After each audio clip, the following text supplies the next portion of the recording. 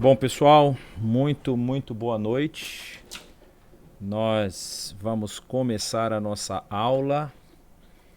E a nossa aula hoje, ela vai ser uma aula de recapitulação de algumas partes e a gente vai entrar na Terra Prometida, se Deus assim nos permitir. A gente vai rever um pouco do final do trajeto da subida para a posição que nós paramos na aula passada. Vocês lembram que a gente já estava nas Campinas de Moabe quando a gente terminou a aula passada.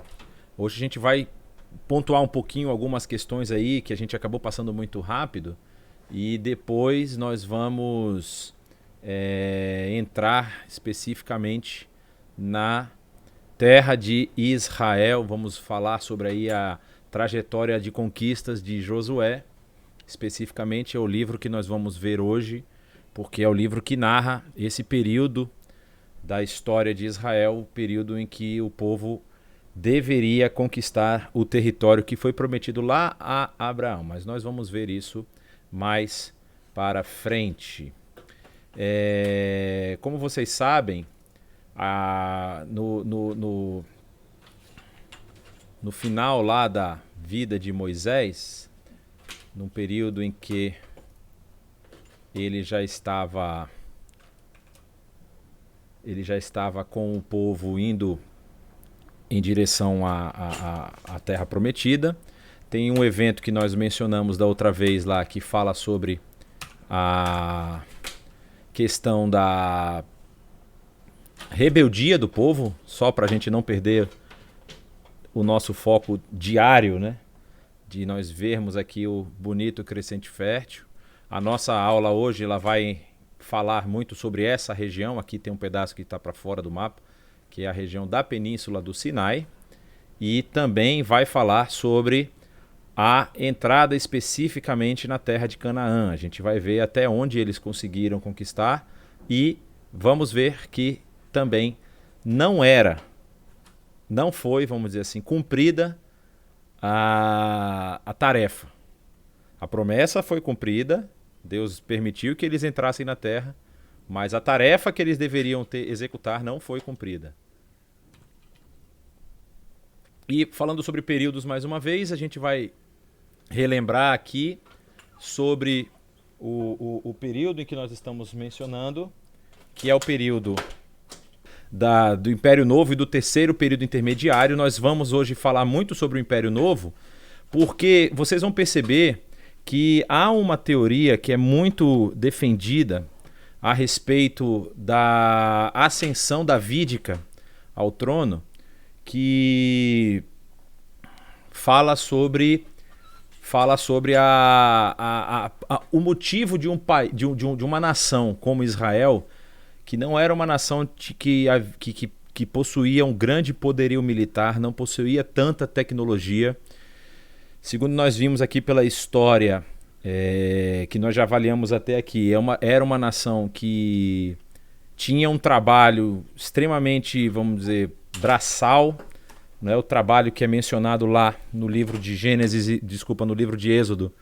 Era um trabalho de produção de tijolos, era um trabalho que não envolvia muita técnica então assim não havia talvez nesse momento em Israel grandes estrategistas militares ou pessoas assim, eram pessoas comuns que haviam sido escravizadas, mas eram em certa parte todos os que vivem nessa região aqui que nós estamos mencionando, a região do Crescente Fértil, são de certa forma guerreiros. Eles precisam também saber guerrear e lutar. Vocês vão lembrar daquela situação de Abraão, por exemplo, quando Abraão vai ter que lutar contra os 4 reis que invadem aí a região do Vale do Mar Morto e acabam por levar Ló cativo.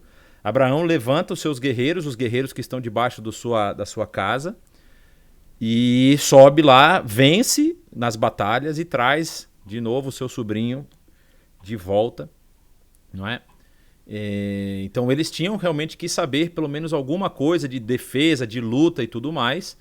Mas assim, quando o povo está saindo dessa situação de servidão durante o período em que passou lá no Egito, ele já não tem, não se fala em um Israel guerreiro nesse momento, né? Um Israel que está preparado militarmente. E aí, quando a gente vai falar sobre como Israel consegue entrar na terra e consegue se posicionar e vencer os seus inimigos, fala-se de uma mudança de foco de poder. Essa é uma das teorias que é levantada. Então nós estamos falando aqui do final do Império Novo, né, por volta do ano 1560 até 1070, e você vai ver que essa data 1070 está bem próximo de uma data aqui, que é a data de unificação de parte das tribos, ou seja, parte das tribos se unificam sob o domínio, sob a liderança de Saul, que é ungido rei por Samuel, e parte depois, o resto das tribos, ele é unificado completamente só sobre a liderança de Davi. A gente vai ver isso mais na próxima aula, não é na aula que nós vamos falar hoje. Mas então essa questão de mudança de poderio fez com que a influência egípcia na região caísse, diminuísse. Isso é uma das teorias que é defendida, uma das teorias que o pessoal fala como Israel teria conquistado e teria condições de ter se estabelecido aqui, porque havia uma redução, só voltando um slide aqui para a gente relembrar, você lembra que há um império muito grande que está acabando também por esse período. O Império dos Hititas. Os hititas nós mencionamos, eles surgem lá e tem um período mais ou menos de 700 a 800 anos. Eles incomodam bastante os egípcios, estão aqui na região norte, no que é a região da Turquia hoje. Mas nesse período há um declínio do Império Hitita, há uma mudança de dinastia no Egito e está surgindo uma terceira força que vai se tornar extremamente forte no futuro, que é o pessoal que está aqui na região, que hoje vocês estão vendo esse nome aqui, Mitanni, mas é mais um pouco para cá, que é a região da Assíria.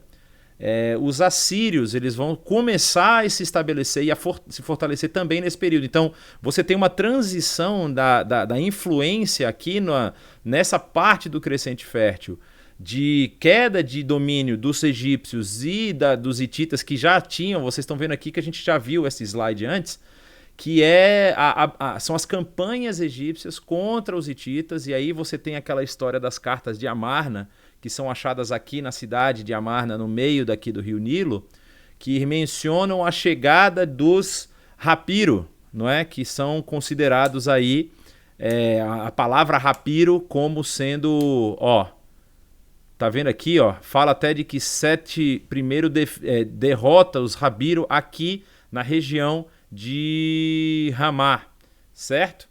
E os Rapiro, que são eles dizem que é uma corruptela da palavra hebreu, da palavra ivrit. E aí a palavra ivrit, que é a palavra hebreu em hebraico, tem uma menção de aqueles que atravessaram o rio. Porque nós vamos ver na história hoje como que o povo chega nessa região e como que o povo se estabelece justamente atravessando o rio. Há uma história muito bonita, se vocês quiserem ler, que está em Josué capítulo 2, que é a história de Raabe, né, a prostituta lá, a sacerdotisa, a prostituta que alguns dizem que era a prostituta cultual. Nós vamos mencionar isso na próxima aula, não vamos falar sobre a questão das divindades e dos cultos que havia aí nessa região, porque isso é muito importante para a gente entender também.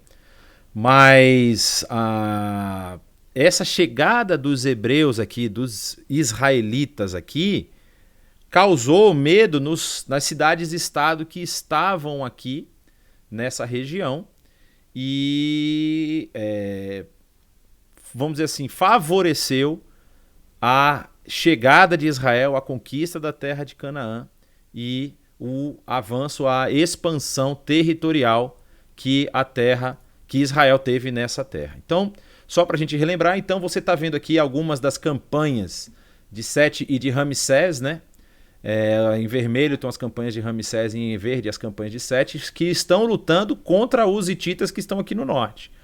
E aparentemente, nesse período, que aí há uma diminuição da influência egípcia, os israelitas, os hebreus, estão chegando nessa terra e aí eles conseguem se estabelecer mais propriamente.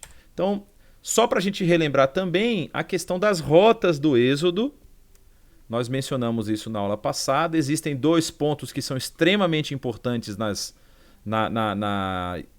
no entendimento do Êxodo e na historiografia do Êxodo. Os 2 pontos são, primeiro, a parada no Monte Sinai. E nós mencionamos que há aqui na região de Nuweiba, até mostrei fotos na última aula, a respeito da possível localização onde ficaria o monte onde Moisés avistou a sarça ardente e onde Moisés também subiu para ficar lá pelo período dos 40 dias e conversando com Deus, recebendo as instruções de Deus. E o povo ficou lá estacionado esperando. Seria uma das possibilidades aqui na península, que hoje é chamada de Península do Sinai. A segunda possibilidade é aqui na região que hoje é Arábia Saudita. E eles podem ter realmente, em vez de parar aqui na Península do Sinai, ter atravessado o Mar Vermelho nessa região, no Golfo de Aqaba, ao invés do Golfo de Suez, como é uma das rotas também bastante aceita nos tempos atuais. Os estudiosos aí que a gente mencionou, a questão da arqueologia é uma situação complicada nessa região. Eu mencionei uma questão pessoal nossa, né? Nós fizemos um trajeto que passava passava de avião, né? Da cidade do Cairo. Até a Dani está concordando comigo. Que passava da cidade do Cairo diretamente para a região daqui sul da Península do Sinai. Aqui nessa é uma região que tem bastantes resorts aqui, ó. Na verdade, eu acabei de achar onde é que a gente chega. A gente vem em Sharm el-Sheikh, que é aqui embaixo. Sharm el-Sheikh, que é a região que hoje tem bastante resort para o pessoal fazer turismo, principalmente turismo de praia, né, por conta do frio do norte da Europa. Então, hoje é muito perigoso você descer isso aqui por terra. Você vir de ônibus, por exemplo, como algumas caravanas que vão para essas regiões fazem, e atravessar o deserto do Sinai é muito perigoso, porque existem regiões em que ainda há o controle de algumas entidades, de alguns grupos ligados ao Estado Islâmico, que fazem assaltos a turismo e tudo mais. Então esse voo direto para cá é um voo que é constante, é voo diário, não há nenhuma dificuldade. E toda essa parte da costa aqui, por conta de ser uma região turística, é extremamente policiada. Então isso aqui é muito seguro. Agora, pelo meio aqui do deserto, se vocês não lembram, aqui está a cidade que é chamada de Gaza. A faixa de Gaza também está por aqui. É uma região que não é das mais agradáveis para você ficar circulando, né? Então, por conta disso, até fica complicado você fazer, por exemplo, equipes de arqueologia, equipes de escavação, para buscar elementos que apontem para uma rota ou outra. A gente precisa esperar que a situação política do Egito como um todo se estabeleça um pouco mais, esteja um pouco mais estável, para de repente começar aí fazer um trabalho de... E também tem um segundo detalhe, né? É um período muito antigo. Então, assim, muita coisa. Vocês sabem que essa região desértica também tem uma característica de ter movimento de areia muito forte. Então, às vezes, algumas dunas elas se movimentam, elas acabam cobrindo coisas e descobrindo outras. Muitas das coisas que foram achadas, isso é interessante em Israel, existem coisas que foram achadas justamente por conta dessa migração de dunas, vamos dizer assim. As dunas movimentaram e descobriram alguma coisa, aí o pessoal foi ver o que era uma cidade ou era alguma parte que depois foi identificado com a história de Israel como um todo, né? Então, por conta disso, a gente tem essa dificuldade de identificar propriamente qual seria a rota. Existem essas 3 hipóteses que são hoje as hipóteses mais aceitas. Aí nós falamos do primeiro ponto de paragem do povo. O segundo ponto de paragem, que também é muito importante, é Cádiz Barneia. Cádiz Barneia vai ser um ponto onde eles vão ficar durante um bom tempo, justamente no momento da entrada à terra de Canaã. O que acontece em Cádiz Barneia? Nós mencionamos também. Nós mencionamos que Moisés, parado nessa região com o povo, manda os seus 12 espias. E aí os 12 espias entram na terra de Israel. Deixa só eu ver aqui. Então é isso mesmo. Os 12 espias entram na terra de Israel, vão lá. Tem o Vale de Ascol, né, que é o vale onde eles fazem... Acho que agora ferveu a água. Ela está me ouvindo falar e ela quer conversar também, gente. Então vocês tenham um pouquinho de paciência que ela não entendeu ainda que eu estou dando aula. Mas enfim, você tem ali o Vale de Ascol, que é onde os espias cortam um cacho de uva que tem que ser carregado por 2 pessoas. Mas o que acontece em Cades Barneia? Quando eles voltam dessa avaliação da terra, e aqui a gente vai ter essa mudança completa de paradigma, né? 10 dos espias voltam com uma informação, um relato negativo, e Josué e Caleb voltam com um relato positivo. E a população em geral dá ouvido aos 10. Eles não confiam no Deus de Israel e eles dão ouvido a esses 10, sendo que, só para lembrar vocês, esse momento já havia acontecido o episódio do bezerro de ouro, não é? E eles já tinham visto o poder de Deus que havia engolido parte deles. E quando eles estão em Cades Barneia e que acontece isso, o povo se revolta contra Deus e dizendo que eles vão chegar ali para morrer. E aí Deus se irrita com eles, fala que nenhum deles vai entrar na terra, nenhuma pessoa daquela geração vai entrar na terra. E aí eles fazem, vamos dizer assim, já que nós erramos e pecamos, nós vamos mostrar para Deus que nós merecemos. Basicamente é isso que o povo acaba fazendo. E aí eles se armam, vão tentar entrar e tomam uma saraiva de surra, tomam uma surra sem tamanho, são massacrados aqui na entrada porque eles não obedeceram à voz de Deus e do seu servo Moisés. E a gente leu também que Moisés não vai, né? Moisés e a Arca da Aliança ficam parados em Cades Barneia. Os que tentam entrar são rechaçados pelos povos ali da região. Aí nós vamos continuar hoje fazendo um destrinchamento dessa trajetória, porque daqui desse ponto vão se contar os 40 anos no deserto. Você já deve ter ouvido falar disso. Nós falamos sobre a questão do número 40 nesse texto bíblico, nesse período, o que o 40 pode representar, em vez de representar um número expressamente de 40 anos, pode significar um grande período. E tem uma outra questão muito importante na questão do 40, que era mais ou menos o período de uma geração.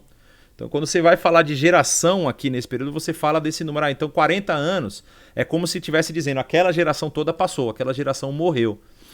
E o que não é muito difícil de se imaginar para um povo que está vivendo no deserto, né? Você viver 40 anos perambulando no deserto, aqueles que saem, não quer dizer que todo mundo morreu quando completou 40 anos, não é isso, mas aqueles que saem lá já saem com uma idade certamente avançada, de 30 anos, 50, 60, talvez não sei 60, mas em 40 anos essa geração teria morrido. É mais ou menos isso que o texto bíblico está mostrando.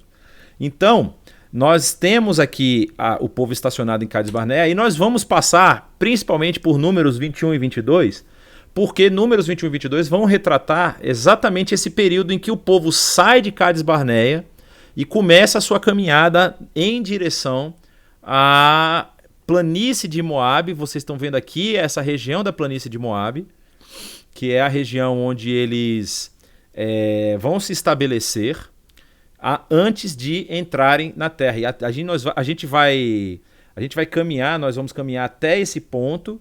Aí eu vou parar para vocês, se alguém tiver alguma dúvida, alguma pergunta. E aí depois nós vamos falar sobre a segunda etapa, que é justamente a etapa da entrada na terra. Certo? Então vamos lá. O que números 20 vai nos dizer? A gente vai ver o motivo pelo qual eles foram colocados na posição de caminhar pelo deserto. Então, no primeiro mês, toda a comunidade de Israel chegou ao deserto de Zim e ficou em Cádiz. Ali Miriam morreu, foi sepultada, não havia água para a comunidade, e o povo se juntou contra Moisés e contra Arão. Discutiram com Moisés e disseram: quem dera tivéssemos morrido quando os nossos irmãos caíram mortos perante o Senhor, citando aquele acontecimento do bezerro de ouro. É isso que está acontecendo aqui. Porque vocês trouxeram a Assembleia do Senhor a este deserto para que nós e os nossos rebanhos morrêssemos aqui? Por que vocês nos tiraram do Egito e nos trouxeram para esse lugar terrível? Aqui não há cereal, nem figos, nem uvas, nem romãs, nem água para beber. Isso não significa que eles tinham tudo isso no Egito. Significa que o Egito tinha essas coisas, mas eu não sei se eles no status de escravos ou de servos, eles teriam acesso a tudo isso, né? O texto continua: Moisés e Arão saíram diante da Assembleia para a entrada da tenda do encontro e se prostraram com o rosto em terra, e a glória do Senhor lhes apareceu. E o Senhor disse a Moisés: pegue a vara e com seu irmão Arão reúna a comunidade, e diante desta fale àquela rocha e ela verterá água. Vocês tirarão água da rocha para a comunidade e os rebanhos beberem. Então Moisés pegou a vara que estava diante do Senhor, que era aquela vara que ficou lá na arca, na aliança, na arca da aliança. Como este lhe havia ordenado, Moisés e Arão reuniram a assembleia em frente à rocha, e Moisés disse: escutem, rebeldes, será que teremos que tirar água dessa rocha para dar a vocês? Então Moisés ergueu o braço e bateu a rocha 2 vezes com a vara. E aí o texto continua dizendo: jorrou água e a comunidade e os rebanhos beberam. O Senhor, porém, disse a Moisés e a Arão: como vocês não confiaram em mim para honrar a minha santidade à vista dos israelitas, vocês não conduzirão essa comunidade para a terra que dou a vocês. Aqui eu preciso fazer uma pausa, porque esse tema já foi tema de muita conversa, de muita discussão, falando que Deus foi injusto com Moisés, porque Moisés bateu na pedra em vez de falar com a pedra. Aqui você tem 2 elementos muito fortes. Um é um elemento que a gente pode chamar de elemento sociológico, e outro é um elemento teológico. Que, na verdade, o elemento sociológico também invoca a parte do elemento teológico. O que significa? O que eu quero dizer com isso? Há uma linha que defende que o fato de Moisés ter batido e não ter falado com a rocha era como se Moisés quisesse fazer como se Moisés quisesse fazer uma apoteose. Vamos deixar assim, eu acho que a palavra não é ideal, mas é uma palavra que explica basicamente o que eu quero dizer. Ele quisesse fazer uma demonstração de força. E naquele momento especificamente, Deus está querendo mostrar para eles que Moisés e Arão, no caso ali, Arão, a gente já vai lembrar daqui a pouco que Arão tinha aquela outra questão de ter se rebelado contra Moisés, ele e Miriam, e que Moisés e Arão eram sim os líderes da nação colocados por Deus. E aí, por conta disso, a palavra deles, que seria a palavra do Senhor, teria validade plena. Mas como Moisés tenta fazer uma demonstração, vamos dizer assim, da sua própria força, batendo na rocha e vertendo água da rocha, era como se eles quisessem dizer assim: olha o poder, é como se ele quisesse dizer: olha o poder que eu tenho, sabe? E isso é uma das linhas das teorias que é apresentada, e foi isso que fez com que Deus falasse: olha, você não tem o coração ainda 100% inclinado para o que eu queria te mostrar, então por conta disso você não vai entrar na terra com o povo que eu estou levando para lá. Essa é uma das linhas de pensamento. A outra, que não é tão, vamos dizer assim, não desmerece a primeira, mas é um pouco diferente, ela trata da questão, vamos dizer assim, teológica da preparação do povo. Ou seja, Deus é um Deus de processos, ele não é um Deus de finais. Né? Você percebe que para Deus não importa levar o povo em 1 semana para Israel ou demorar 40 anos. O importante é que o povo esteja preparado. Se o povo chega nesse ponto, e aqui é um grande se, porque a gente sabe que a história está narrada no texto bíblico, não significa que poderia ser de forma diferente. Mas se o povo chega diante desse ponto aqui em Cades Barneia, recebendo as informações dos espias, lá tendo essa informação de 10 sendo informações negativas e 2 sendo informações positivas. Se o povo tivesse com o coração preparado e falado: mas vocês não viram como Deus lá abriu o Mar Vermelho, vocês não viram como Deus puniu as pessoas que estavam contra o seu líder Moisés? Se nós temos Moisés e nós temos a vontade de Deus, nós vamos vencer, vamos entrar. Era capaz do povo ter entrado em Cades Barneia, ter entrado por aqui. Só que o povo não estava preparado. E Deus precisava preparar esse povo. Então Deus faz com que o povo perambule no deserto por todo esse período, para que o povo preparasse o seu coração para a entrada da terra. E isso tem um motivo muito simples e muito claro.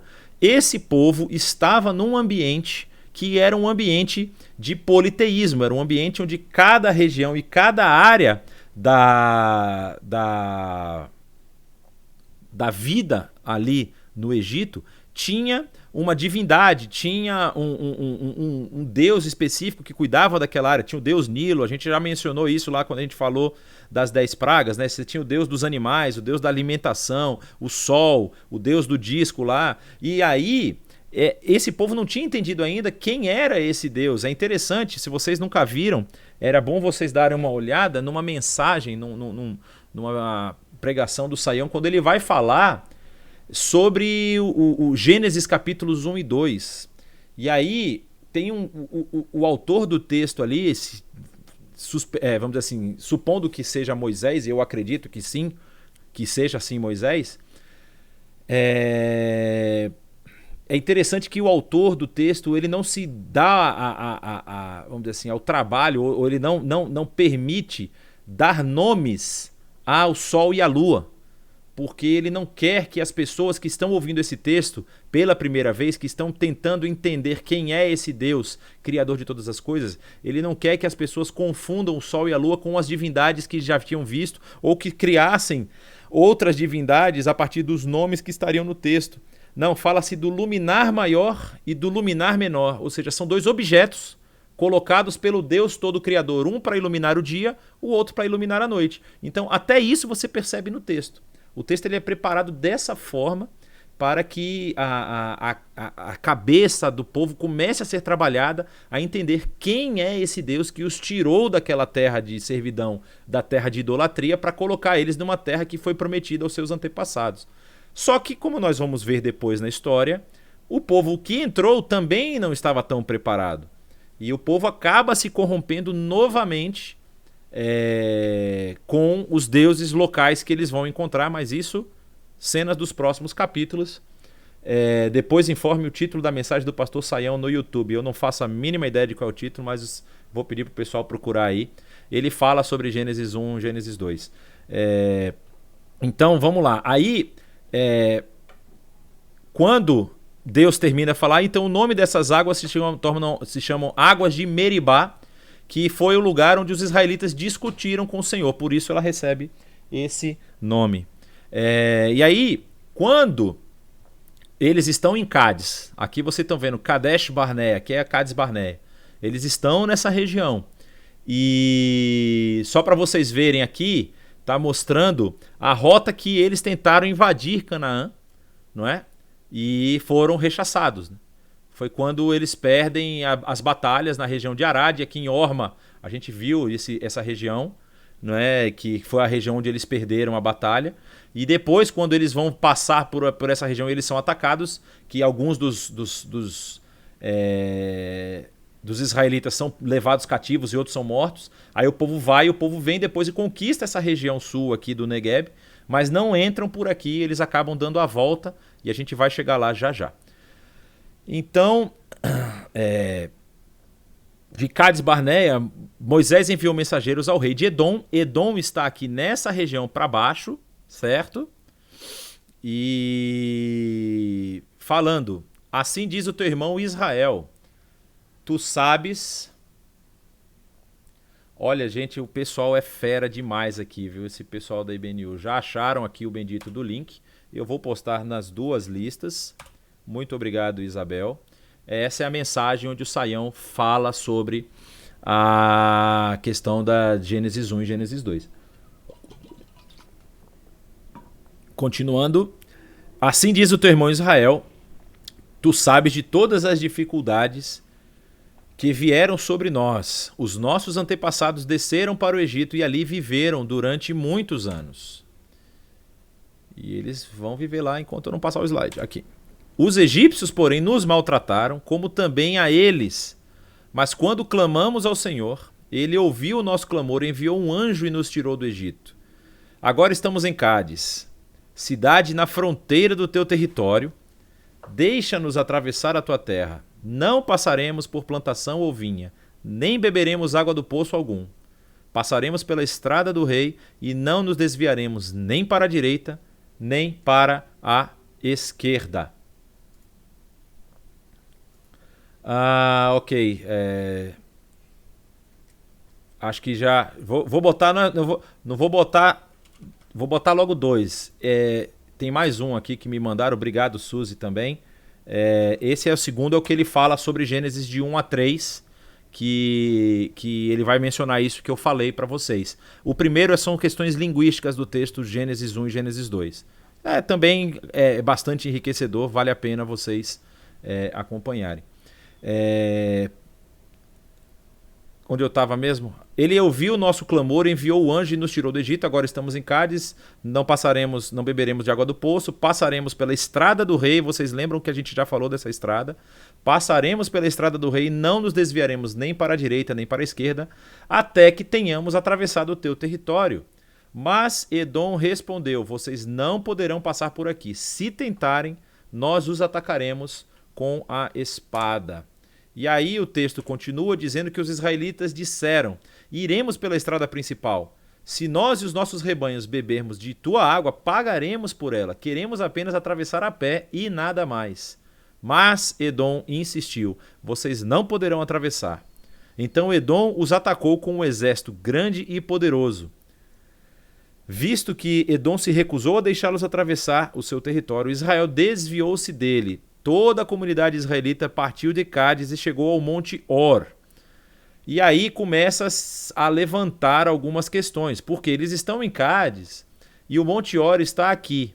Aqui no Monte Or nós vamos reler um texto que vimos na aula passada sobre Arão.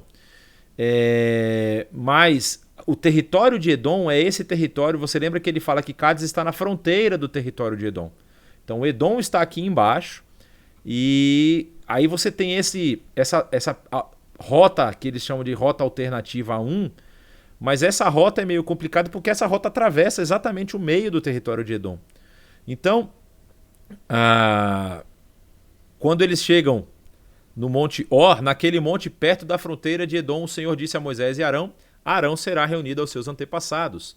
Não entrará na terra que dou aos israelitas, porque vocês dois se rebelaram contra a minha ordem junto às águas de Meribá.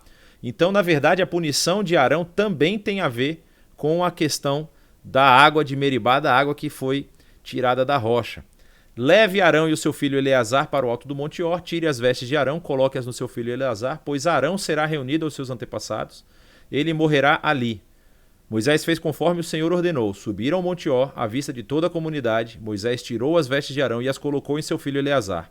E Arão morreu no alto do monte. Depois disso, Moisés e Eleazar desceram do monte. Quando toda a comunidade soube que Arão tinha morrido, toda a nação de Israel pranteou por ele por 30 dias. E aí o texto se encerra. Aí, quando a gente vai falar daquela questão lá da batalha que eles vão conquistar essa região, porque o rei cananeu de Arad, que Arad está aqui, a cidade de Arad, que vivia no deserto do Negueb. Olha, você está vendo o nome aqui, Negueb, que é esse deserto que começa ao final aqui da cadeia montanhosa do que a gente chama de montanhas da Judéia e se estende aqui e se junta com o deserto do Sinai. Soube que Israel vinha pela estrada de Atarim, atacou os israelitas e capturou alguns deles. Então Israel fez esse voto ao Senhor: se entregares este povo em nossas mãos, destruiremos totalmente as suas cidades. O Senhor ouviu o pedido de Israel e lhes entregou os cananeus. Israel os destruiu completamente, a eles e às suas cidades, de modo que o lugar foi chamado de Orma. O primeiro lugar que havia sido o ponto onde Israel foi derrotado quando tentou entrar, agora foi destruído pelo próprio povo por conta do ataque do rei de Arad, o rei cananeu de Arad, contra o povo de Israel. Partiram eles do Monte Or pelo caminho do Mar Vermelho para contornarem a terra de Edom. Por isso que nós falamos que essa trajetória aqui, que é considerada uma das rotas, essa mais clara, é muito difícil, muito complicada. O texto diz que eles vêm para o Mar Vermelho, a ponta do Golfo de Acaba está aqui. Então é bem provável mesmo que eles tenham descido para essa região, para contornar essa região do território de Edom.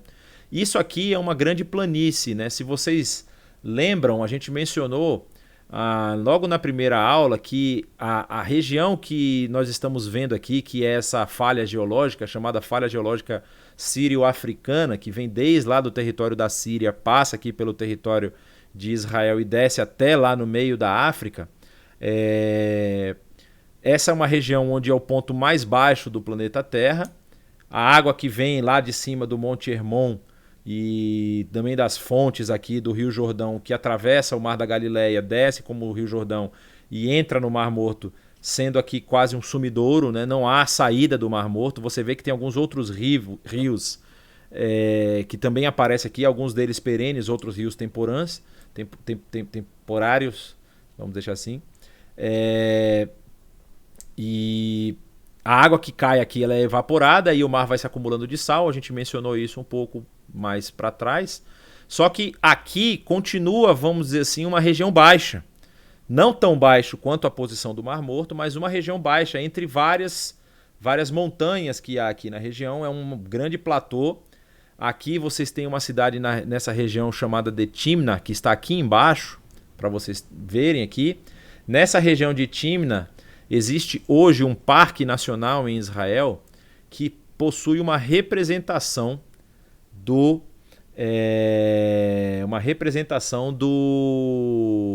tabernáculo, uma representação em tamanho real.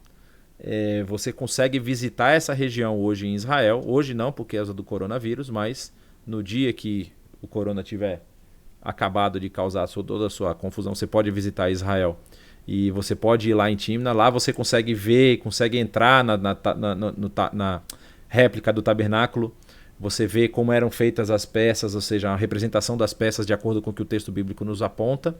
E é bem aqui, e toda essa região é um vale, não é? Então é um vale que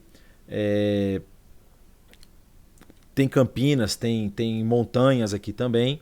Aqui tem algumas fontes de água nessa região. Então, por exemplo, se o povo edomita continuava como um povo pastoril, é bem provável que toda essa região tivesse ocupada por partes do povo de Edom, né?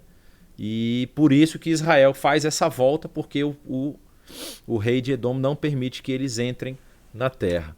E aí o texto continua dizendo que o povo ficou impaciente no caminho e falou contra Deus e contra Moisés, mais uma vez, dizendo: por que vocês nos tiraram Desculpa. Porque vocês nos tiraram do Egito para morrermos no deserto. Não há pão, não há água, e nós detestamos essa comida miserável. Então o Senhor enviou serpentes venenosas que morderam o povo e muitos morreram. O povo foi a Moisés e disse: pecamos quando falamos contra o Senhor e contra você. Ore pedindo ao Senhor que tire as serpentes do meio de nós. Moisés orou pedido pelo povo e o Senhor disse: faça uma serpente, coloque-a no alto de um poste. Quem for mordido e olhar para ela viverá. É interessante que a única coisa que se pedia era um ato de fé, não é? A pessoa era mordida, ela só precisava olhar para a serpente e ela seria curada, né? Moisés fez uma serpente de bronze e a colocou num poste. Quando alguém era mordido por uma serpente e olhava para a serpente de bronze, permanecia vivo. Os israelitas partiram e acamparam em Obote. Eu já mencionei isso para vocês. É meio difícil pinar algumas dessas cidades aqui. Não temos todas as confirmações hoje de que cidade é o quê. Aliás, até mais ou menos uns 10 anos atrás, havia um sítio arqueológico no norte de Israel, que nós vamos falar dele hoje, que os estudiosos diziam que era Azor, que é mencionada lá no livro de Josué. E havia uma grande discussão a respeito de Azor, porque Azor não... a menção é de que Josué incendeia Azor. Josué queima a cidade. E as ruínas que foram encontradas não tinha nenhuma marca de fogo, não havia barro queimado, não havia tijolos, peças de utensílios queimados. E aí se desconsideravam essa possibilidade de ali ser Azor por conta do texto bíblico falar uma coisa e eles não terem encontrado isso arqueologicamente. Até que eles conseguiram chegar no que se chama cidadela, ou a gente chama de cidade alta, né? No grego falado de Acrópole, né? Do que seria a parte da cidade onde ficavam o centro religioso da cidade, o lugar onde havia um templo, alguma coisa, e talvez casas ali que eram casas de governo, né, de prefeitura e tudo. Uma prefeitura é uma palavra muito interessante para essa época, mas enfim. Havia a parte do governo da cidade. Nessa região da cidade foram encontrados vestígios de incêndio, sim. E aí, meio que confirmando o relato não só bíblico, mas também toda a impressão que os estudiosos, arqueólogos, eles estavam encontrando a respeito daquela região. Depois partiram de Obote e acamparam em Ije Abarim. Ije Abarim também é uma região que é difícil você pinar. Existe uma tradição na região ali da subida que fala que em vez de na verdade, assim, eu ouvi do pessoal da Jordânia uma coisa e eu ouvi do pessoal de Israel outra. Que a região propriamente das águas de Meribá é aqui na região sul de Israel, nessa parte aqui próxima ao deserto. Mas existe uma teoria de que, porque até hoje existe uma fonte que jorra água numa região chamada Wadi Musa, que é próximo à entrada da famosa Petra, a cidade de Petra, que vocês já devem lembrar dos filmes de Indiana Jones. E essa região aqui, os jordanianos, que na grande maioria são muçulmanos, eles falam que, na verdade, o lugar onde Moisés bateu na rocha foi aqui, e não aqui, na região próxima a Cádiz Barneia. Aí vamos dizer assim, os israelenses, não os israelenses atuais, eles falam que pode ser um segundo evento onde a água sai da rocha. Aquele evento, se eu não me engano, que as águas são amargas e Moisés lava as águas e as águas se tornam potáveis. E tem essas duas linhas de interpretação. Mas é bem por aqui.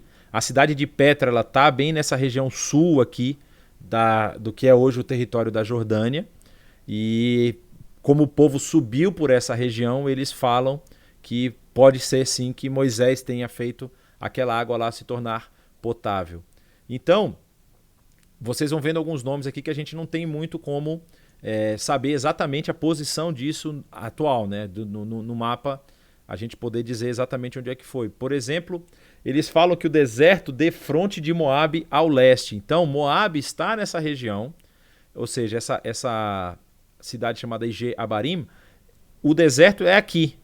Aliás, essa é uma região que é impressionante. Quando você faz a travessia de Israel para a Jordânia e você desce pelo meio aqui, existe um ponto de travessia, um ponto de checagem bem aqui no meio do Rio Jordão, você atravessa e vem para o lado jordaniano. Quando você desce para a região de Petra, é impressionante a quantidade de quilômetros que você anda pelo meio do deserto. Não tem nada, é só areia, E a Jordânia é um país interessante porque a Jordânia não conseguiu nem encontrar petróleo, ela não tem grandes fontes de petróleo. Eu nem sei se tem alguma, para ser sincero, eu estou na dúvida agora, eu não me lembro o que eles falaram, mas eu me lembro que era dos poucos países ali daquela região que não tinha assim uma abundância de petróleo e por isso a economia era sustentada simplesmente por moeda estrangeira. Eles têm uma moeda que é muito forte, não me perguntem por quê, mas a moeda jordaniana ela é mais cara que o dólar. Na época, pelo menos que eu estive lá a última vez, ela era mais cara que o dólar. Então, é uma região extremamente desértica. Ele está até mencionando aqui esse deserto que tem à esquerda, aqui no leste, desculpa, à direita, no leste da região onde Moabe estava habitando. E dali eles partiram e acamparam no Vale de Zered, que é mais para cima, próximo aqui às planícies de Moabe.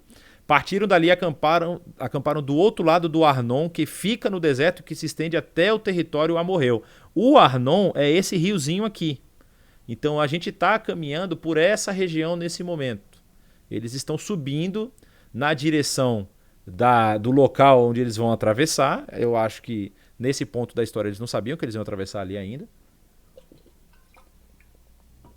Mas vão ter dois acontecimentos muito interessantes aqui.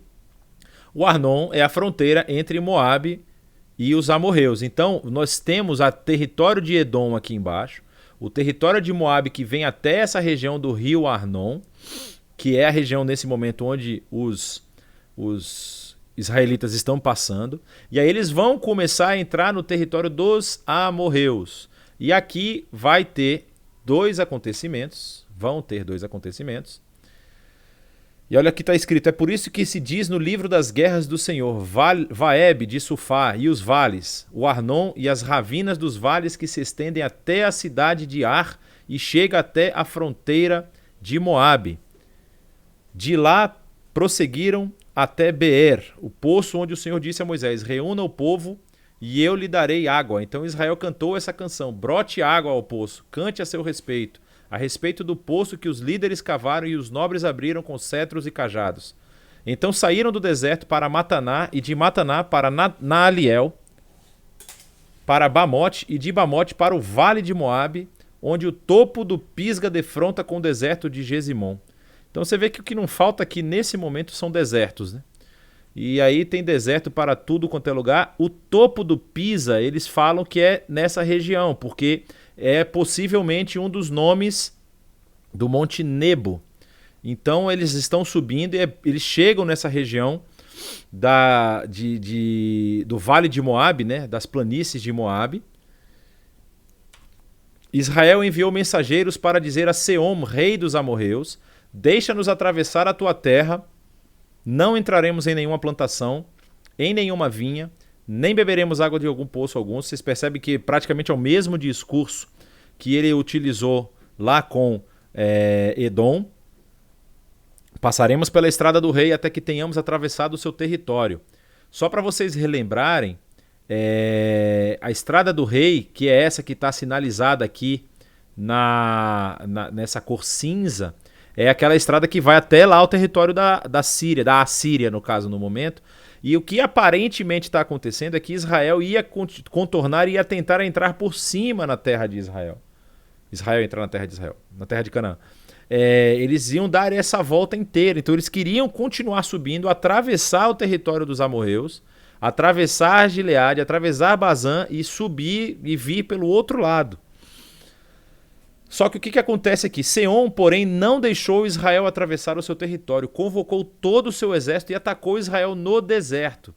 Quando chegou a Jaza, ou seja, que é essa região aqui, lutou contra Israel, só que ele perdeu. E aí Israel o destruiu com a espada e tomou todas as terras, desde o Arnon até o Val do Jaboque, que é aqui em cima. Lembra que é o Val do Jaboque, aquele rio que Jacó atravessa mancando, porque ele tem lá, ele manda o seu grupo passar o rio, e ele fica do outro lado, se encontra com o anjo do Senhor, e aí depois ele atravessa o Val do Jaboque manquitolando. Então todo esse território já começa a ser conquistado por Israel. E aí, até o território dos amonitas, que é mais para cima, né? Nós estamos aqui no território dos amorreus, a território da região de Amon, pois Jazar estava na fronteira deles, que é essa região daqui. O texto continua dizendo que Israel capturou todas as cidades dos amorreus e as ocupou, inclusive Esbom e todos os seus povoados. Esbom, que está bem aqui no meio, ó, era a cidade de Seom, rei dos amorreus, que havia lutado contra o antigo rei de Moabe, tendo tomado todas as suas terras até o vale do Arnon. E é por isso que os poetas dizem: venham a Esbom, seja ela reconstruída, seja restaurada a cidade de Seom. Fogo saiu de Esbom, uma chama da cidade de Seom consumiu Ar de Moabe, os senhores do alto Arnon. Ai de você, Moabe, você está destruído, ó povo de Camos. Lembram do deus Camos, a gente vai falar dele também mais pra frente. Ele fez de seus filhos fugitivos e de suas filhas prisioneiras de Seom, rei dos amorreus. Mas nós os derrotamos, Esbom está destruída, por todo o caminho até Dibom, nós os arrasamos até Nofa e até Medeba. Então tudo isso acontece nessa região aqui. Medeba está aqui no meio, Esbom está aqui. Assim Israel habitou na terra dos amorreus. Moisés enviou espiões a Jazar, e os israelitas tomaram os povoados do redor. expulsaram os amorreus que ali estavam, depois voltaram e subiram pelo caminho de Bazã, que é o caminho que vai daqui em cima na terra de Bazã, e Og, rei de Bazã, com todo o seu exército, marchou para enfrentá-los em Edrei. Mas o Senhor disse a Moisés: não tenha medo dele, pois eu o entreguei a você juntamente com todo o seu exército e com toda a sua terra.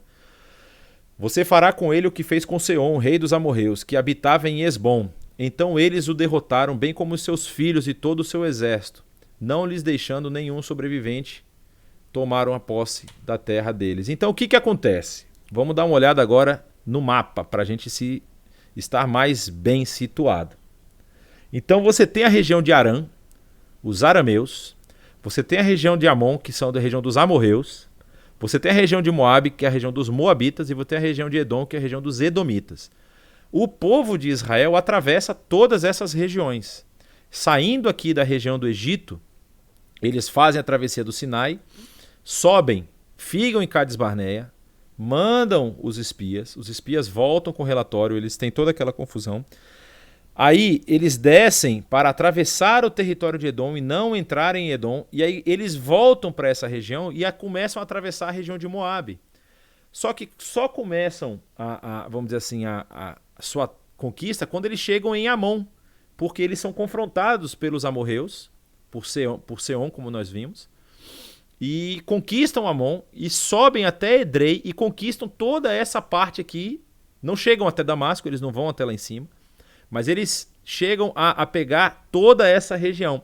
Vocês estão vendo algumas cidades aqui, talvez esteja mais complicado para vocês enxergarem, mas tem algumas cidades que têm nomes de divindades da época.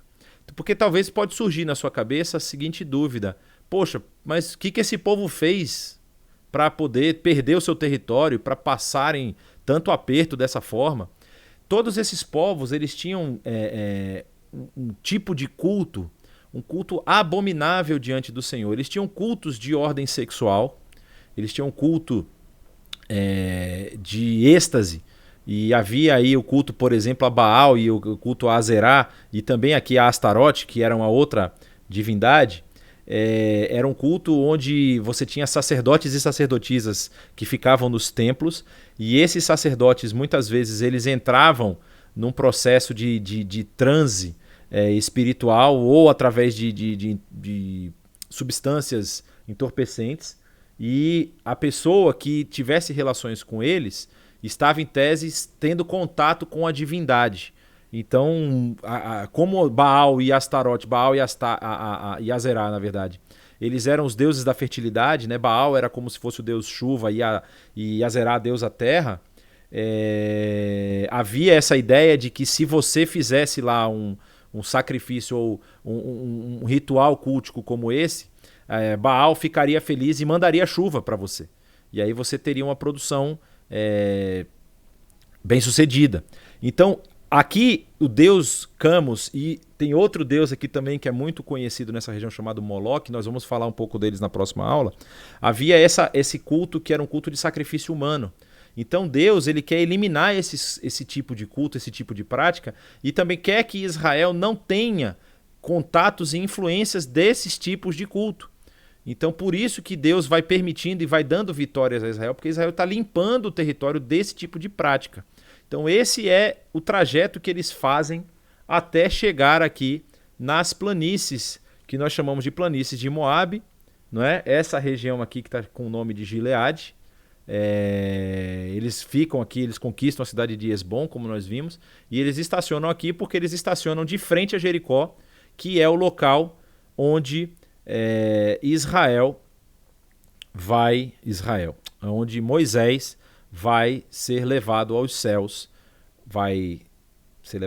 ou vai morrer ali no Monte Nebo, que é o monte onde ele avista toda a terra. Aí nós vamos entrar em Josué, mas antes uma pergunta, se vocês querem fazer alguma pergunta.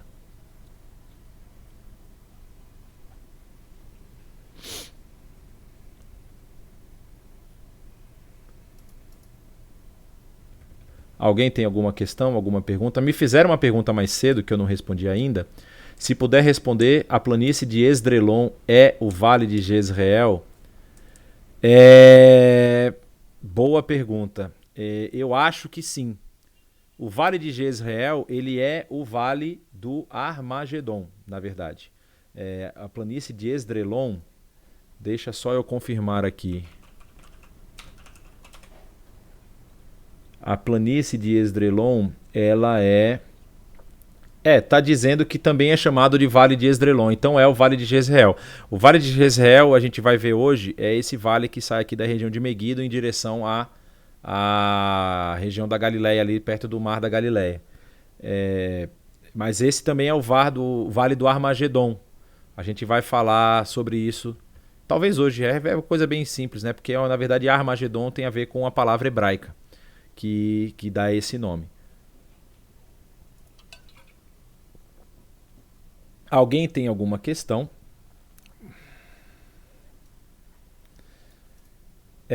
Perguntou aqui, o Paul fez uma pergunta: por que não uso referências em Êxodo? Por que o uso de números? Porque parece, aí há um entendimento de que em Êxodo o povo estava estacionado.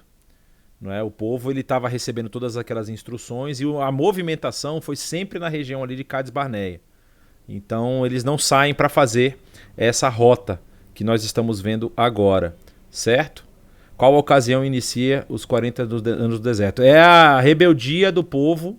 Assim, não há nenhuma se você for ler, a gente pode abrir aqui o texto, inclusive, que é o texto de Números.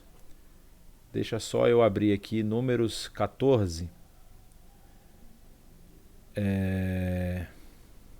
Exatamente. Quando o povo volta lá, no Números capítulo 13 especificamente, você vai ter a volta do povo e o relato, a volta, desculpa, dos espias,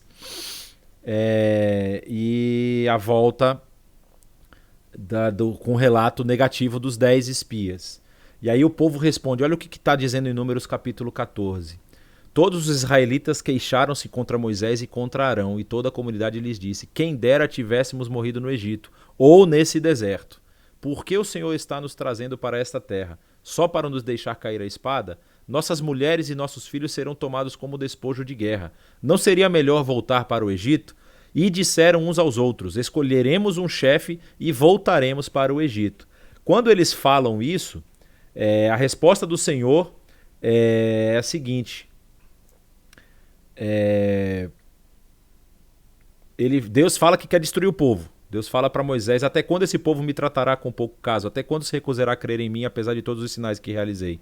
Eu os ferirei com praga e os destruirei, mas farei de você uma nação maior e mais forte que eles. Falando isso para Moisés. E aí Moisés responde: então os egípcios ouvirão que pelo teu poder fizeste este povo sair dentre deles e falarão disso aos habitantes dessa terra. E eles ouvirão que tu, ó Senhor, está com esse povo e que vem face a face. Senhor, tu...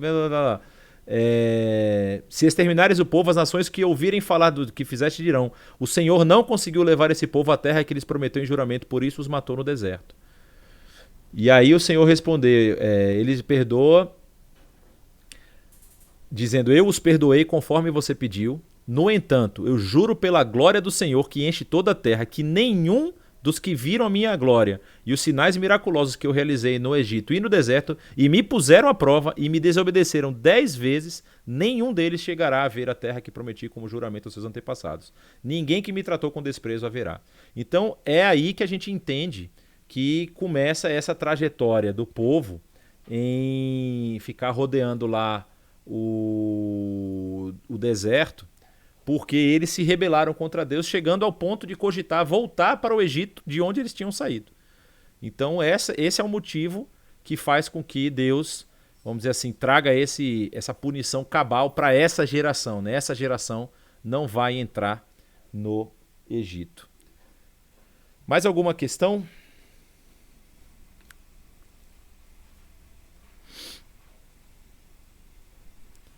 Bom, se não as temos, vamos dar continuidade, porque agora a gente vai ver o livro de Josué. E o livro de Josué é um livro curto, não é um livro muito longo, mas vocês poderiam ler. Tem 24 capítulos, mas tem alguns capítulos aqui no final que são mais a questão da divisão da terra.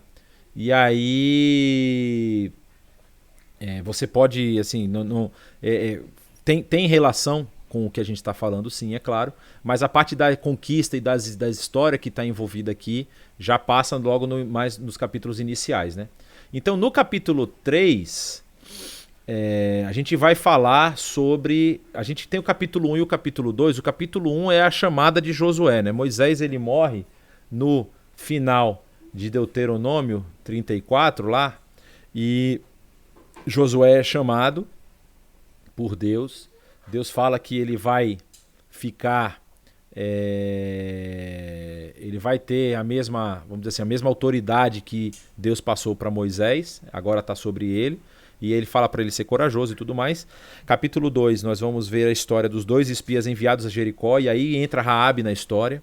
Raabe vai lá e consegue salvar os 2 espias em Jericó, fazendo com que eles desçam pela janela por uma corda.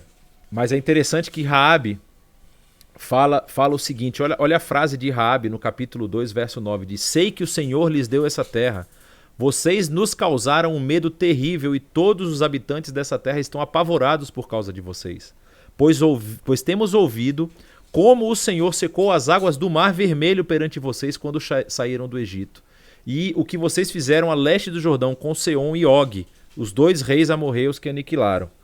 Quando soubemos disso, o povo desanimou-se completamente e por causa de vocês todos perderam a coragem, pois o Senhor, o seu Deus, é Deus acima dos céus e embaixo na terra.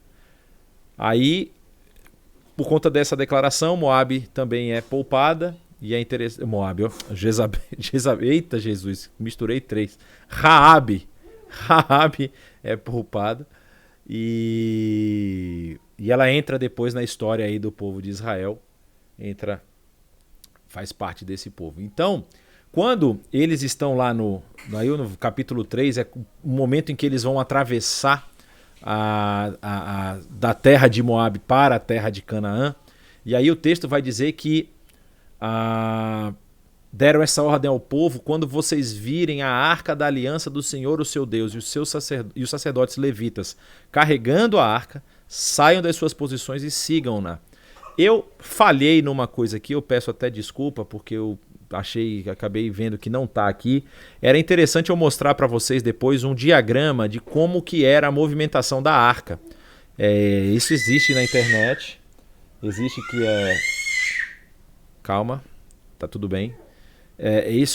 Existe na internet, existe essa demonstração gráfica, quais tribos ficavam em cada lugar, mas é interessante que uma vez fizeram essa pergunta, inclusive foi lá na IBNU que fizeram essa pergunta, assim, uma pergunta muito simples, né? E a gente tem a ideia de responder muito rapidamente. Quantas são as tribos de Israel? E aí, na hora, 99% das pessoas vai dizer, são 12 tribos, né? Mas, na verdade, o que o texto vai nos apresentar é que são 12 filhos de Jacó, são 12 os filhos de Jacó, mas você tem um problema, porque na formação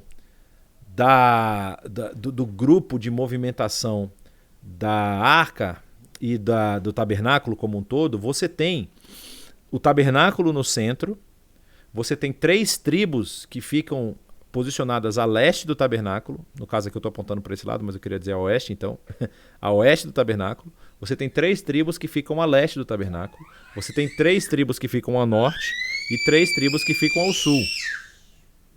Somando todas essas tribos, você tem 12 tribos. Só que só quem mexe no tabernáculo é a tribo de Levi. E a tribo de Levi não está posicionada com as 12, então são 12 ao redor e uma no centro. Ou seja, 13 tribos em Israel. E isso, muitas vezes, a gente não para pensar. Então você tem aqui a história mostrando que Josué, no caso, os filhos de José, Manassés e Efraim, tem aquele texto bonito lá em Gênesis, né, quando a gente vai ler ele daqui a pouco, se eu não estou enganado. E eles são tomados por Jacó como filhos dele, são colocados como pertencentes da herança de Israel. Eu vou acelerar um pouco, eu estou olhando o relógio aqui, mas a gente precisa ver exatamente a questão do posicionamento das tribos, que aparentemente cada uma das falas de Jacó lá está relacionada com o território que a tribo ocupou. na sua ocupação aqui da área conquistada. A gente está falando aqui, né? Sabe a sua posição insignia, mantenha uma distância de cerca de 900 metros entre vocês e a arca, quase 1 quilômetro de distância. Não se aproximem.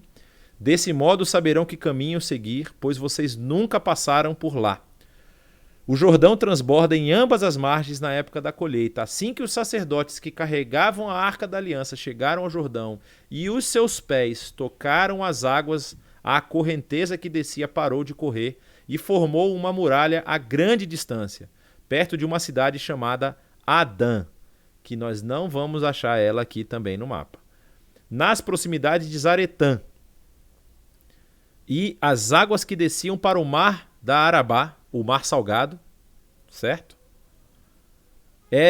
Escoaram totalmente. E assim o povo atravessou o rio em frente a Jericó. Jericó está marcado aqui e é essa a região da travessia deles. Eu queria que vocês dessem uma olhada para esse mapa aqui, ele vai ficar na tela mais um tempo, mas aqui você tem duas colorações que mostram o que o povo conseguiu conquistar. E vocês vão perceber que tem uma característica muito interessante aqui. Essa é uma região de passagem. Vocês vão lembrar que aqui havia uma ligação. Que me perguntaram, esse é o Vale de Jezreel, certo? Ele é um vale que fica entre a cadeia montanhosa do Carmelo, que vai se juntar com a cadeia montanhosa da Samaria e da Judéia aqui embaixo, com a cadeia montanhosa da Galileia. É um vale que faz esse corredor e que vai chegar aqui próximo à região do Mar da Galileia e traz muita umidade do mar. É um vale que normalmente é muito fértil, tem muita fertilidade aqui. E aí o que acontece? O caminho real que nós vimos, que sobe aqui na região até, vai passar por Damasco e vai embora, ele tem um encontro com o caminho do mar, que o caminho do mar passa por aqui, contorna essa região da cadeia montanhosa do Carmelo e entra pelo Vale de Jezreel, chegando a um ponto de contato aqui desse lado na região de Gileade. Então, esse caminho do mar era muito bem guardado porque era caminho de passagem tanto de mercadorias como de exércitos. Havia muitas estações aqui de defesa e o povo de Israel não consegue conquistar isso aqui na primeira leva. Isso aqui só será conquistado na unificação davídica. Inclusive, essa é a região, só para vocês terem noção, essa é a região da morte de Saul. Saul morre aqui, quando ele morre sob a sua própria espada. Então, havia muita defesa nessa região, mas Davi consegue conquistar e Salomão consegue ampliar isso absurdamente. Então, vamos lá. Só para vocês terem agora uma visão gráfica do que foi essa travessia. Eles estão aqui do lado da montanha, que o Monte Nebo está para cá. E é interessante que quando o povo atravessa, vocês têm que ter noção do que está acontecendo aqui. Jericó está na ponta baixa da região da cadeia montanhosa da Judéia, né? Só para vocês lembrarem uma coisa, percebam que o povo de Israel consegue ocupar bem a região montanhosa. O que tem montanha eles conseguem ocupar bem. Eles não conseguem ocupar as regiões de planície, porque os povos que estavam lá estavam mais bem preparados para a defesa do que os povos da montanha. E aí, vocês vão ver, quando o povo entra aqui, sai da região e começa a descer para se acampar próximo à região de Jericó, o povo aparece, vamos dizer assim, se descortina o tamanho desse povo para a cidadezinha de Jericó, que está aqui, certo? E aí, o que acontece? Por isso que Raabe vai falar aquilo, né? A gente ouviu falar e a gente viu o número de vocês são muito numerosos, então nós estamos morrendo de medo, porque tem uma vista direta dali da região de Jericó para a região montanhosa do outro lado. Dá para você ver plenamente isso. Então, quem mora em Jericó, quem está aqui estacionado em Jericó, quem está nas muralhas de Jericó, está vendo um povo enorme aproximando do outro lado, e aí bate o desespero mesmo. Então, isso aqui é um resumão das duas campanhas, das duas direções de campanhas que acontecem. Esse mapa vai falar exatamente do livro de Josué, do capítulo 1 ao capítulo 10. Aqui vai falar da conquista de Jericó, que acontece logo no início do livro. Acontece exatamente no capítulo 4, não é? E...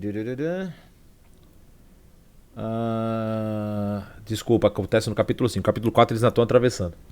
E aí, eles vão conquistar Jericó, essa chamada de campanha central, sobem, conquistam Ai e até Betel. Depois ele desce, ele conquista a cidade de... que não estou conseguindo... eu não me lembro exatamente que cidade é essa aqui.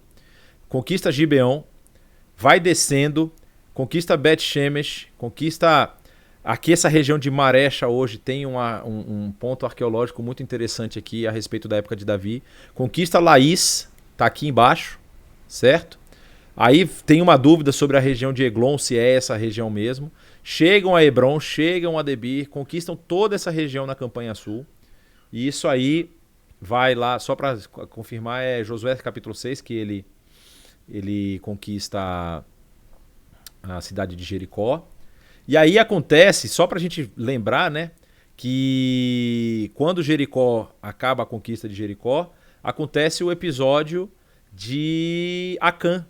Quando Acã, que era a ordem era que se destruísse a cidade por completo, queimasse tudo da cidade e não se pegasse despojo nenhum. E Acã esconde ouro, esconde uma capa e esconde prata também.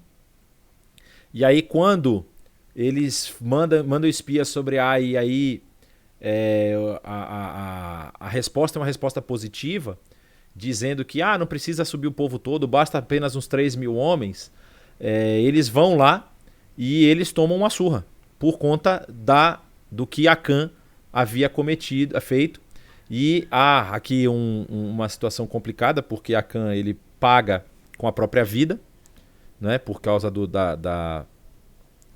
da sua, vamos dizer assim, rebeldia à ordem divina, e ele acaba sendo apedrejado, morre, não é?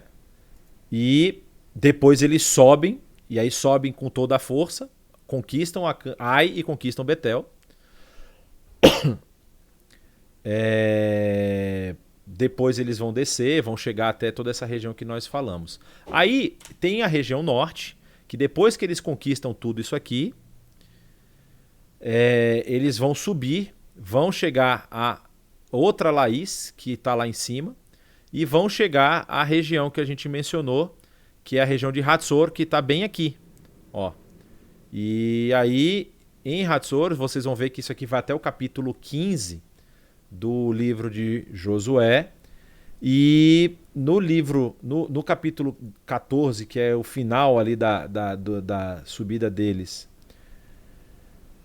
do final da subida deles para conquistar a região norte, a partir do capítulo 15 começa a questão da divisão lá dos clãs, para cada clã ocupar a sua região. Aí há um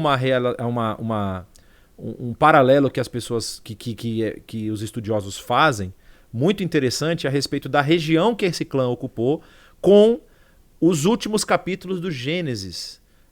As bênçãos proferidas por Jacó para os seus filhos, né? E a gente vai ver isso aqui agora. E aí vocês vão perceber, olha só, com aquilo que eu mencionei, em Gênesis 48, algum tempo depois disseram a Josué: seu pai está doente, ele foi vê-lo levando seus filhos Manassés e Efraim. Anunciaram a Jacó: seu filho José veio vê-lo, e Israel reuniu suas forças, sentou-se na cama. Então disse a Jacó, a José: o Deus Todo-Poderoso apareceu em Luz, na terra de Canaã, e ali me abençoou, dizendo... Vocês lembram o que é Luz, né? Luz era o outro nome de Betel. Eu farei prolífero e o multiplicarei, farei de você uma comunidade de povos e darei a essa terra por propriedade perpétua aos seus descendentes. Agora, pois, os seus 2 filhos que lhe nasceram no Egito antes da minha vinda para cá serão reconhecidos como meus. Efraim e Manassés serão como meus são Rúben e Simeão. Os filhos que nasceram depois deles serão seus, serão convocados sobre o meu nome. Isso está falando para José, tá? Só para a gente não confundir Josué com José. Ele está falando para José aqui. Quando eu voltava de Padã, a minha tristeza, Raquel morreu em Canaã, quando ainda estávamos a caminho a pouca distância de Efrata, ou seja, Belém. Eu a sepultei ali, ao lado do caminho para Efrata, que é Belém.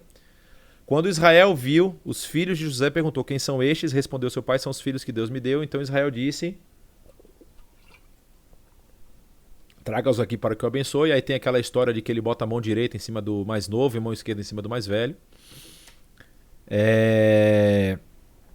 E aí José tenta trocar, mas ele volta e diz que ele quer fazer daquele jeito mesmo. Aí abençoou José, dizendo: que o Deus a quem serviram meus pais Abraão e Isaque, o Deus que tem sido meu pastor em toda a minha vida até o dia de hoje, o anjo que me redimiu de todo o mal, abençoe esses meninos, sejam eles chamados pelo meu nome e pelos nomes dos meus pais, Abraão e Isaque, e cresçam muito na terra. Então você está vendo aqui, Manassés fica um pedaço aqui e outro pedaço aqui, certo? Eu acho que eles cresceram bastante, hein? E aí Efraim fica próximo a Manassés, está aqui embaixo. Quando José viu seu pai colocar a mão direita sobre a cabeça de Efraim, não gostou, por isso pegou a mão do pai e fim de mudá-la da cabeça de Efraim para Manassés, e lhe disse: não, meu pai, esse aqui é o mais velho, põe a mão direita sobre a sua cabeça. Mas seu pai recusou e respondeu: eu sei, meu filho, eu sei. Ele também se tornará um povo, também será grande. Apesar disso, o seu irmão mais novo será maior do que ele, e seus descendentes se tornarão muitos povos. Assim Jacó os abençoou naquele dia, dizendo: o povo de Israel usará os seus nomes para abençoar uns aos outros, com essa expressão: que Deus faça a vocês como fez a Efraim e a Manassés. E colocou Efraim à frente de Manassés. A seguir Israel disse a José: estou para morrer, mas Deus estará com vocês e os levará de volta. E a você, como alguém que está acima dos seus irmãos, dou a região montanhosa que tomei dos amorreus, com a minha espada e com o meu arco. A região dos amorreus a gente viu onde é que ela fica, né? Que é exatamente essa região aqui da travessia. Jacó chamou seus filhos e disse: ajuntem-se ao meu lado para que eu lhes diga o que vai acontecer. Então olha só: Rúben, você é meu primogênito, minha força, o primeiro sinal do meu vigor, superior em honra e superior em poder. Turbulento como as águas, já não será superior, porque você subiu à cama do seu pai e desonrou o meu leito. Rúben, ele acaba tendo um relacionamento com uma das concubinas de Jacó, né? E aí, por conta disso, ele acaba, a território dele fica aqui, essa região próxima à região de entrada de Israel. É uma região bastante desértica hoje, para vocês terem ideia. Então, na época, provavelmente também não havia muita coisa por aqui. Havia alguns rios aqui que passam. O Arnon está aqui embaixo e o Jaboque está mais em cima, né?